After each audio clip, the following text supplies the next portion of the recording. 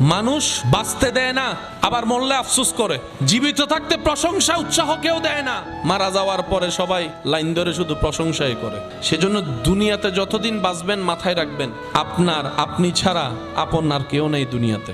যদি আপন খুঁজতে চান আপনি পাবেন একমাত্র নবী রহমাতুল্লিল আলামিন আর আপনার রব্বুল আলামিন। সব স্বার্থের খেলা, সময়ের চাহিদা, প্রয়োজন মাত্র। প্রিয়জন আর প্রয়োজনের মধ্যে আসমান জমিন পার্থক্য। আর প্রিয়জনের সংখ্যা তো অনেক কম। সে প্রিয়জন হয় যখন আজরাইল সামনে চলে আসবে, প্রিয়জন আর প্রিয়জন থাকবে না। হাসরের যখন সওয়াবের কথা চলে আসবে, প্রিয়জন আর প্রিয়জন থাকবে না। কারণ মানুষ সবাই দিন শেষে নিজেরটাই ভালো বোঝার চেষ্টা করে, অন্যের মুখে হাসি কেড়ে নিয়ে হলো নিজে হাসার চেষ্টা করে। যতদিন বাঁচবেন তাওয়াক্কুলটা রবের উপর রাখবেন, দিলটা উজাড় করে আপনার আবার নবীকে মোহাব্বত করবেন।